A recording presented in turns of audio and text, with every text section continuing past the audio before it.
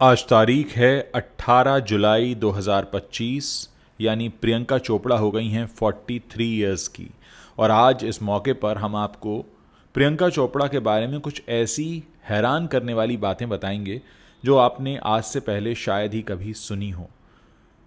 प्रियंका चोपड़ा ने एक बार ऐसा भी वक्त देखा है जब उन्हें सुइसाइड करने की कोशिश करनी पड़ी, और ऐसा भी वक्त देखा जब वो बॉलीवुड से उनको बाहर का रास्ता दिखा दिया गया। तो चलिए कहानी शुरू करते हैं।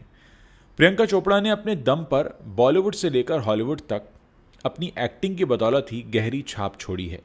ग्लोबल स्टार के तौर पर जानी जाने वाली प्रियंका चोपड़ा आज बेहतरीन लाइफस्टाइल जी रही हैं, लेकिन इसके पीछे बहुत सी मेहनत है, दर्द है और हिम्मत की एक सच्ची कहानी भी है।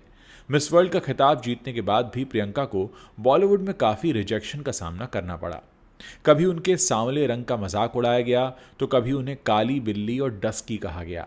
एक एक्ट्रेस ने तो यहाँ तक कह दिया था कि वो हीरोइन बनने के लायक ही नहीं है। प्रियंका ने निर्देशक से तंग आकर एक फिल्म छोड़ी, तो बॉलीवुड की पॉलिटिक्स से तंग आकर उन्हें इंडस्ट्री भी छोड़नी पड़ी। आज प्रियंका ने बॉलीवुड से लेकर हॉलीवुड तक अपने दम पर अपना नाम बनाया है और शोहरत हासिल की है। प्रियंका चोपड़ा की कहानी शुरू होती है 18 जुलाई 1982 से, जब इनका जन्म बिहार के जमशेदपुर में हुआ था। उस वक्त ये बिहार में आता था, आज ये झारखंड का हिस्सा है। उनके पेरेंट्स अशोक चोपड़ा और मधु चोपड़ा दोनों ही भारतीय सेना में डॉक्टर्स थे। 17 साल की हुई तो प्रियंका ने मिस इंडिया प्रतियोगिता जीत ली। इसके बाद ये मिस वर्ल्ड भी बनी साल 2000 में। इसके बाद प्रियंका ने साल 2002 में तमिल फिल्म थमीजान से अपने अभिनय की शुरुआत की। 2015 में अमेरिकन टेलीविजन श्रृंखला क्वांटिको में अभिनय करके प्रियंका ने अंतर्राष्ट्रीय स्तर पर पहचान बनाई। इसके अलावा प्रियंका 2 राष्ट्रीय फिल्म पुरस्कार जीत चुकी हैं और 5 बार फिल्म फेयर पुरस्कार भी ले चुकी हैं। 2016 में भारत सरकार ने प्रियंका को पद्मश्री से सम्मानित किया और 2018 में प्रियंका की शादी अमेरिकन गायक और अभिनेता निक जोनास के साथ हो गई। प्रियंका चोपड़ा ने पॉडकास्ट रीड द रूम में बॉलीवुड में मिले रिजेक्शन के बारे में खुलकर बात की थी, और प्रियंका ने बताया था कि मुझे कई वजहों से रिजेक्शन का सामना करना पड़ा था।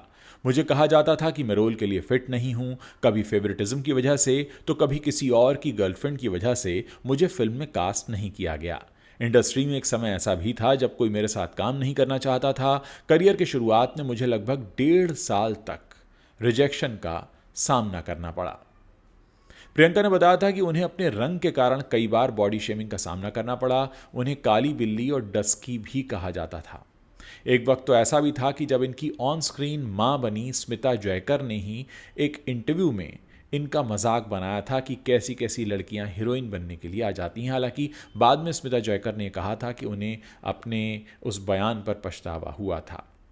इंडस्ट्री में नई होने के बावजूद एक बार प्रियंका चोपड़ा ने एक निर्देशक के गलत बर्ताव की वजह से फिल्म ही छोड़ दी थी। इस बात का खुलासा प्रियंका चोपड़ा ने अपनी ऑटोबायोग्राफी अनफिनिश्ड में किया है।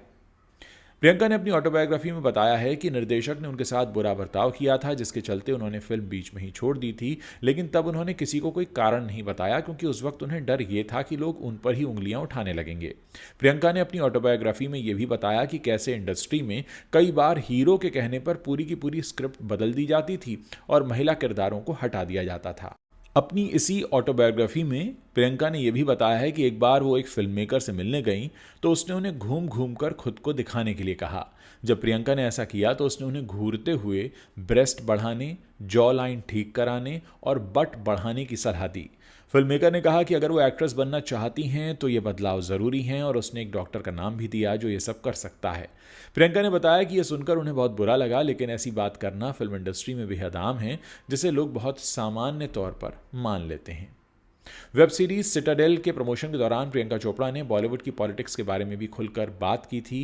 उन्होंने कहा था कि मुझे फिल्म इंडस्ट्री से अलग थलग किया गया, लोग फिल्मों में मुझे कास्ट नहीं कर रहे थे, मुझे कोने में धकेला जा रहा था। मैं इस खेल में माहिर नहीं हूं और इस पॉलिटिक्स से तंग आकर ही मैंने बॉलीवुड छोड़ दिया। मैं एक चांस की तलाश में थी जो मुझे अमेरिका में मिला और फिर मैं वहीं शिफ्ट हो गई।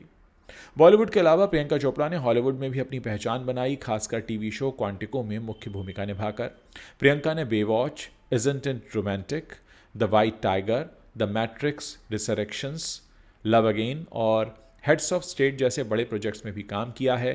प्रियंका चोपड़ा म्यूजिक में भी दिलचस्पी रखती हैं। सिंगिंग में प्रियंका को इन माई सिटी इस गाने से काफ़ी पहचान मिली। इन माई सिटी के अलावा प्रियंका के एग्जॉटिक और I can't make you love me जैसे गानों को भी बेहद पसंद किया गया। कुछ समय पहले वर्जिनिटी को लेकर दिया गया उनका एक बयान वायरल हुआ था। बाद में पता ये चला कि वो बयान उन्होंने दिया ही नहीं था। अपने लव अफेयर्स और ब्रेकअप्स के बारे में भी प्रियंका चोपड़ा खुलकर बात करती रही हैं और उन्होंने कहा है कि वो हर रिश्ते को परफेक्ट बनाने की कोशिश में लगी रहीं, लेकिन सच्चा प्यार नसीब नहीं हुआ और सभी के साथ उनका ब्रेकअप काफ़ी ख़राब लेवल पर हुआ। प्रियंका ने सिमी ग्रेवाल के शो में एक बार बताया था कि पहली बार जब उनका दिल टूटा था तब वो 17 साल की थीं।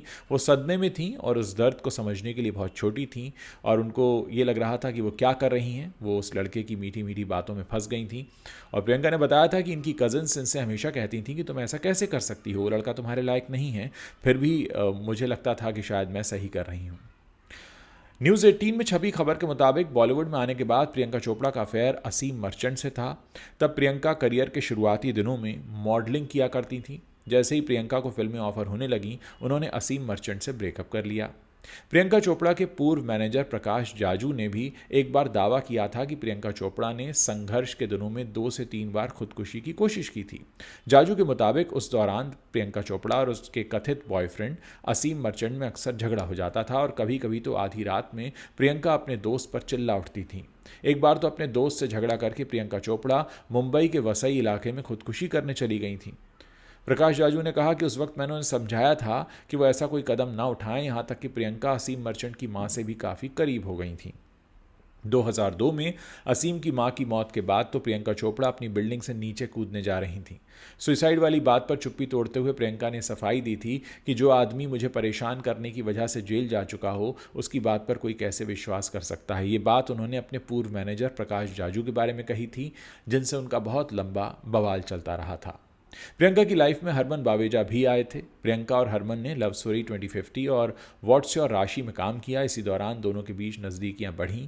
मीडिया रिपोर्ट्स की माने तो दोनों 5 सालों तक रिलेशनशिप में रहे और फिर दोनों का ब्रेकअप हो गया। प्रियंका चोपड़ा का नाम शाहिद कपूर के साथ भी जुड़ा। शाहिद कपूर ने प्रियंका को डेट करने की बात कबूल भी की थी। दोनों के साथ होने की खबरें तब सामने आईं जब एक दिन आयकर विभाग ने सुबह सुबह प्रियंका के घर पर रेड डाली और शाहिद कपूर ने दरवाज़ा खोला। इन खबरों के आने के बाद इंडस्ट्री में काफ़ी तहलका मचा था। अक्षय और प्रियंका के एक साथ कई फिल्में करने से भी कुछ बवाल हुए थे और कहा जाता है कि अक्षय कुमार की पत्नी ट्विंकल खन्ना को जब इसकी भनक लगी तो उन्होंने अक्षय को हिदायत दी और कहा कि प्रियंका के साथ काम मत करना।